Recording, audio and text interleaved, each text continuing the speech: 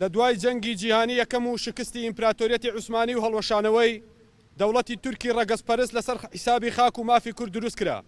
ئەم دەوڵەتە ڕەگەزپەرستە پاکتاوکارە لەو کاتەوە بۆ دوو ئامانج هەوڵ دەدات ئەوانیش تواننەوە و جینۆسایدکردنی گەلی کورد و گێڕانەوەی خلافەتەکەیەتی بەسەر گەلانی ناوچەکەدا.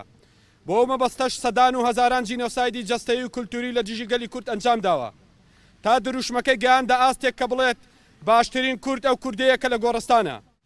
دەوڵەتی داگیرکەری تورک دەیهەوێت ئامانجەکانی بەدەست بێنێت.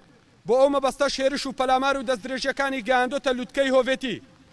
بۆ ئەو مەبەستەش دەستی خۆی لەگەڵ هەموو ڕێکخراوە تیرۆریستیەکان تێکەڵ کردووە بە تایبەتیش هاوکار و هاوپەیمانێکی سەرەکی داعشە. ئەمەش بەدایان بەڵگە سەلمێنراوە.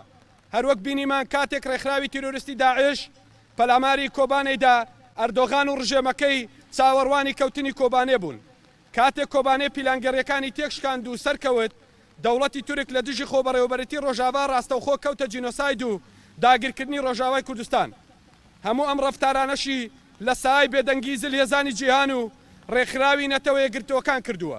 ڕەندانەی دەوڵەتی داگیرکەری تورک بۆ سەر هاوڵاتیانی سڤیل شەرمەزار دەکەین. هەروەها بەرپرسیارەتی ئەم هێرشانە لە پێشدا دەخەینە ئەستۆی بەرپرسیارانی عێراق و هەرێمی کوردستان. بەداخەوە بینیمان کە سەرۆکی هەرێمی کوردستان دوای چەند سەعاتێک لە هێرشەکەی دەوڵەتی تورک سەردانی ئەردۆغان دەکات و دەستی خوێناوی دەگوشێت.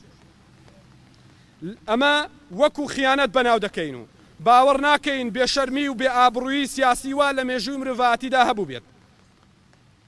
ئەمە بێگومان دەبێتە مای زیاتر نیگەرانی و تووڕەیی گەلی وڵاتپارێزی ڕاپەڕین و بە ئامانجی بڕینی دەستی خیانەت تێکۆشانی بەگورتر دەکات.